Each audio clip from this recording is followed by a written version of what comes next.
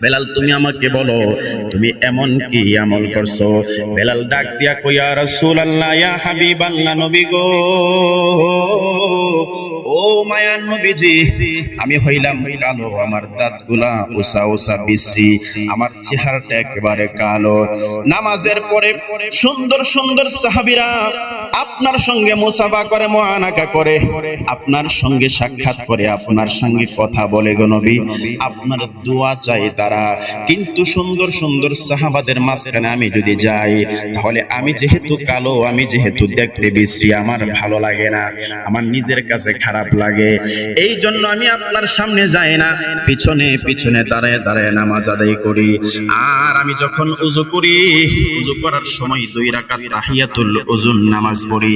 নামাজ পড়ে আমি আল্লাহর দরবারে ফরিয়াদ করি, আল্লাহ, আমি যদিও নবীর সামনে যাইতে পারি নাই, তাহলে আমার নবীর ভালোবাসা থেকে আমারে কখনো তুমি বঞ্চিত কইরো না।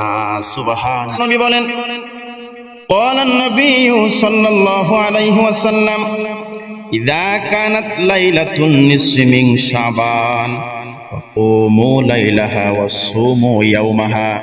শাবান মাসটা যখন তোমাদের সামনে আসবে, তখন তোমরা রাতের বেলায় নামাজ আদায় করবে, এর পরের দিন তোমরা রোজা রাখবে।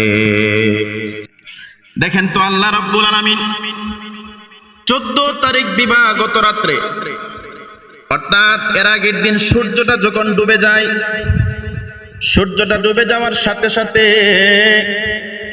আমার আল্লাহ রাব্বুল আলামিন এর পরের দিনের রাত্র যখন শুরু হয়ে যায়, তখন আমার আল্লাহ রাব্বুল আলামিন আসমানের যে প্রথম যে দুনিয়ার সাথে যে আসমানটা আছে, এই আসমানের মধ্যে আমার আল্লাহ অবতরণ করে।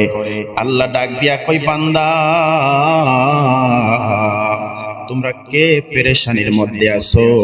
আমি আল্লাহর কাছে তোমরা চাও, আমি আল্লাহ তোমাদের পেরেশানি দূর করে দিব। আল্লাহ ডাক দিয়া কই, বান্দা, তোমরা কে রিজিক অভাবের মধ্যে আছো? আমি আল্লাহর কাছে তোমরা রিজিক চাও, আমি আল্লাহ তোমাদেরকে ভাগ্য রজনীর দিনে তোমাদেরকে আমি রিজিক দিব। তোমরা কে অসুস্থতার নিয়ামতে ভুগতেছো? আমি আল্লাহর কাছে বলো, আমি তোমাদেরকে সুস্থতার নিয়ামত দান করে দিব। কে চাকরির অভাবে আছো? আমি আল্লাহর কাছে ওই রাত্রে বেলা চাও, আমি আল্লাহ তোমাদেরকে চাকরির ব্যবস্থা করে দিব। এই রাত্রটা তো গুরুত্বপূর্ণ একটা রাত্র, স্বয়ং আল্লাহ এই আসমানের মধ্যে আছে। এখন একটা আকীদার একটা কথা আপনাদেরকে বলি। হাদিস শরীফের মধ্যে আসছে যে ফাকুমু লাইলাহা ওয়া সুমু ইয়াওমাহা, যে তোমরা রাতের বেলায় নামাজ আদায় করবা, দিনের বেলায় তোমরা রোজা রাখবা। এরপরে বলেন ফা ইন্নাল্লাহা তাআলা ইয়ানজিলু ফিহা লিগুরুবিশ শামসি ইলাস সামাঈদ দুনিয়া। আসমানের জমিনের সঙ্গে যে আসমানটা মানে কাছাকাছি, ওই আসমানের মধ্যে আমার আল্লাহ আসবে। কিন্তু মুহাদ্দিস উলামায়ে কেরাম বলেন যে আল্লাহ তো কোনো দিকের মুকাফিকি না, আল্লাহ তো কোনো একটা দিকের মুকাফিকি না। যদি এই কথা বলেন যে আল্লাহ প্রথম আসমানের মধ্যে আসবে, তাহলে মনে মনে ধারণা আসবে যে অন্য দিক দিয়ে হয়তো খালি, অন্য দিক দিয়ে হয়তো আল্লাহ নাই।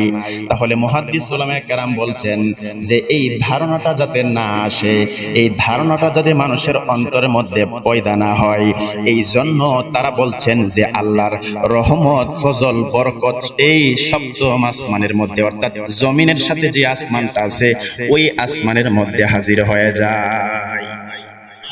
কত সুন্দর অর্থ, সুবহানাল্লাহ। আসলেই তো আমরা যদি এটা চিন্তা করি, আল্লাহ তো দুনিয়ার কোন দিকের মুখাফিক কিনা, আল্লাহ তো কোন মানুষের মুখাফিক কিনা। আল্লাহ যে এক দিক দা আছে আরেক দিক দা নাই এমন না। আল্লাহ হচ্ছে সর্ব উপরে, কিন্তু সর্বত্রই বিরাজমান। তাহলে আল্লাহ যে সর্বত্রই বিরাজমান, আমরা যদি বলি আল্লাহ চতুর্থ আসমান, আল্লাহ এই সপ্তম আসমানের মধ্যে আসছে, তাহলে মনে মনে ধারণা হয় যে অন্য দিকটা মনে হয় নাই। এই জন্য মুহাদ্দিস উলামায়ে কেরাম বলেছেন আল্লাহর রহমত, ফজল, বরকত এই আসমানের মধ্যে চলে আসে। আর একটা হাদিস যদি আমি আপনাদেরকে বলি, আমার নবী যখন মেরাজের রাত্রিতে একটা পর্দা, দুইটা পর্দা, তিনটা পর্দা, 70,000 নূরের পর্দা পাড়ি দেওয়ার পরে আল্লাহর সঙ্গে দিদার হয়েছে, কিন্তু ৬৯,৯৯৯টা পর্দা পাড়ি দেওয়ার পরে আমার নবী যখন সামনের দিকে অগ্রসর হইতেছে, আমার নবীর সঙ্গে কেউ নাই, জিব্রাইলও নাই, কোনো বুরাকও নাই, কেউ নাই, শুধু নবী একা।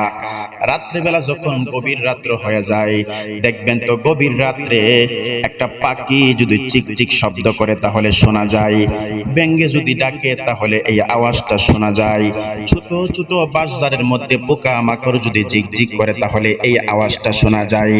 কিন্তু এত পরে আমার নবীকে আমার আল্লাহ নিলেন, যেই উপরে কোনো শব্দ নাই, একবারে নিস্তব্ধ, একবারে কোনো আওয়াজ নাই, কোনো কিছু নাই।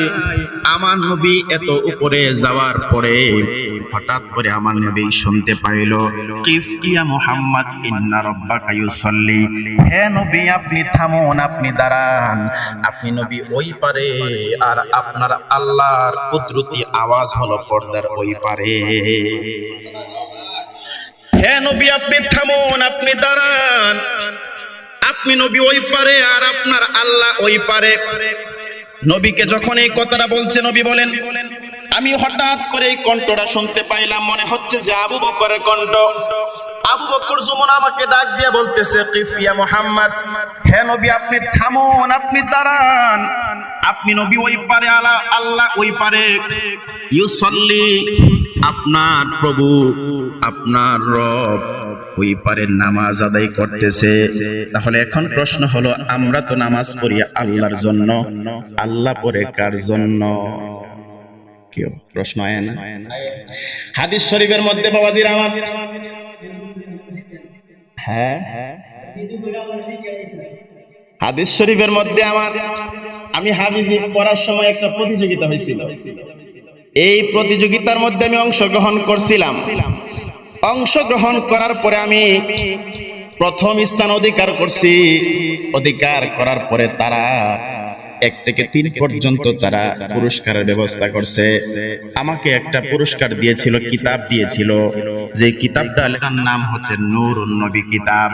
এই নূরুন নবী কিতাবের মধ্যে আসছে আবু বকরের কণ্ঠ, আমার নবী শুনতেছে, কিফ ইয়া মুহাম্মদ ইন্না রাব্বাকা ইউসাল্লি, হে নবী আপনি থামুন, আপনি দাঁড়ান। এখন প্রশ্ন হলো, আবু বকর তো ছিল দুনিয়ায় এই ৬৯,৯৯৯ পর্দার উপরে, আবু বকরের কণ্ঠ কেমন ভাবে গেল? আসলে আবু বকরের কণ্ঠ সেখানে যায় নাই। আপনারা শুনছেন যে জান্নাতে যাওয়ার পরে নবী বেলালের কণ্ঠ শুনছে, বেলালের পায়ের আওয়াজ জান্নাতে রুমে রুমে শুনছে। দুনিয়াতে আয়েশা ডাক দিয়া কই, বেলাল তুমি কি এমন আমল করছো রে বেলাল, যেই আমলের কারণে জান্নাতের প্রত্যেকটা রুমে রুমে আমি তোমার পায়ের আওয়াজ শুনতে পাইলাম। বেলাল তুমি আমাকে বলো, তুমি এমন কি আমল করছো? বেলাল ডাক দিয়া কই, ইয়া রাসূলুল্লাহ, ইয়া হাবিবাল্লাহ, নবী গো, ও মায়ার নবীজি, আমি হইলাম কালো, আমার দাঁতগুলা উসা উসা বিশ্রী, আমার চেহারাটা একেবারে কালো। নামাজের পরে সুন্দর সুন্দর সাহাবীরা আপনার সঙ্গে মুসাফা করে, মুআনাকা করে, আপনার সঙ্গে সাক্ষাৎ করে, আপনার সঙ্গে কথা বলে গো নবী, আপনার দোয়া চাই তারা। কিন্তু সুন্দর সুন্দর সাহাবাদের মাঝখানে আমি যদি যাই, তাহলে আমি যেহেতু কালো, আমি যেহেতু দেখতে বিশ্রী, আমার ভালো লাগে না, আমার নিজের কাছে খারাপ লাগে। এই জন্য আমি আপনার সামনে যাই না, পিছনে পিছনে দাঁড়ায় দাঁড়ায় নামাজ আদায় করি। আর আমি যখন উযু করি, উযু করার সময় 2 রাকাত তাহিয়াতুল উযুর নামাজ পড়ি। নামাজ পড়ে আমি আল্লাহর দরবারে ফরিয়াদ করি, আল্লাহ আমি যদিও নবীর সামনে যাইতে পারি নাই, তাহলে আমার নবীর ভালোবাসা থেকে আমারে কখনো তুমি বঞ্চিত কইরো না। সুবহানাল্লাহ।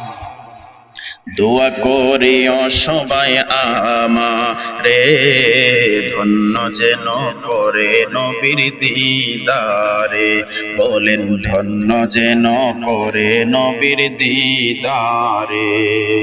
কোরআন পাকে বলিয়াছেন দয়াল রাব্বানা, নবীজিকে ছাড়া মোদের ঈমান হবে না, জাহান্নামে কেউ যাবে না দেখলে নবী নবীরে জাহান্নামে কেউ যাবে না দেখলে নবীরে ধন্য যেন করে নবীর দিদারে বলেন ধন্য যেন করে নবীর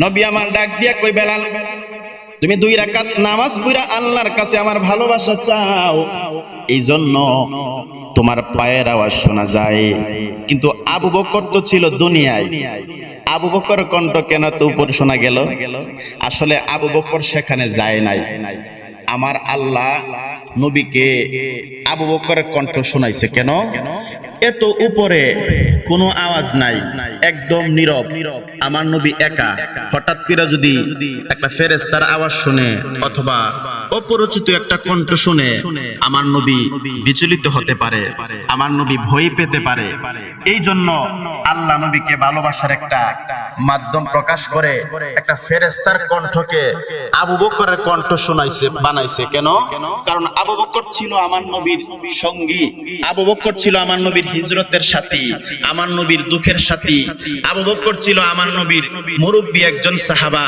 যে আবু বকর নবীর সব সময় নবীর সঙ্গে ছিল এই জন্য পরিচিত কণ্ঠরা আবু বকরের কণ্ঠরা শুনে আমার আল্লাহ নবীরে সান্তনা করছে সুবহানাল্লাহ আবু বকরের কণ্ঠটা শোনা গেছে আবু বকর বলতেছে কিফ অর্থাৎ ওই ফেরেশতা বলতেছে কিফ ইয়া মুহাম্মদ হে নবী আপনি থামুন আপনি দাঁড়ান ইন্না রাব্বাকা নিশ্চয়ই আপনার রব ইউসাল্লি নামাজ আদায় করতেছে তাহলে আল্লাহ কি নামাজ আদায় করে কিন্তু হাদিস শরীফে তো আসছে যে ইন্না রাব্বাকা ইউসাল্লি আপনি ওই পারে আপনার আল্লাহ ওই পারে ইউসাল্লি মানে নামাজ আদায় করতেছে কিন্তু মুহাদ্দিস উলামায়ে কেরাম বলছে যে আল্লাহর শানে যখনই নামাজ শব্দটা ব্যবহার হবে এটা মূলত একটা হাদিসের অনেকগুলো মতভেদ থাকে মাযহাবের অনেকগুলো মতভেদ থাকে এই জন্যই মানুষগুলো মাযহাব মানতে বাধ্য অনেকে তো মাযহাব মানে না যে বলে মাযহাব কি কোরআন আছে হাদিস আছে মাযহাব দিয়ে কি করব এই জন্যই মাযহাব দরকার যে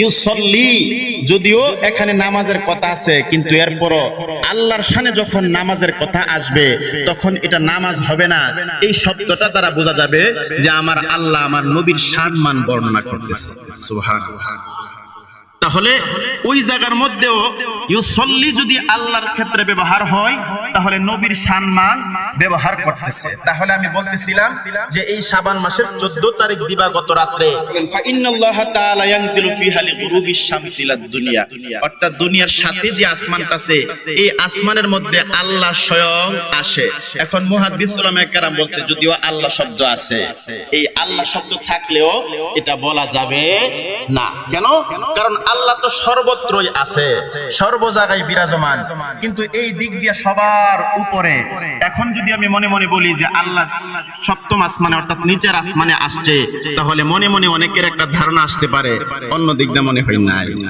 আসতে পারে না এই জন্য মুহাদ্দিস উলামায়ে কেরাম বলছে যে আল্লাহ শব্দটা থাকার পরেও এখানে আল্লাহ আসছে এটা বলা যাবে না বলতে হবে আল্লাহ তো সর্বত্রই আছে কিন্তু এই জায়গার মধ্যে অর্থাৎ প্রথম আসমানের মধ্যে আল্লাহর রহমত ফজল বরকত চলে আসে সুবহানাল্লাহ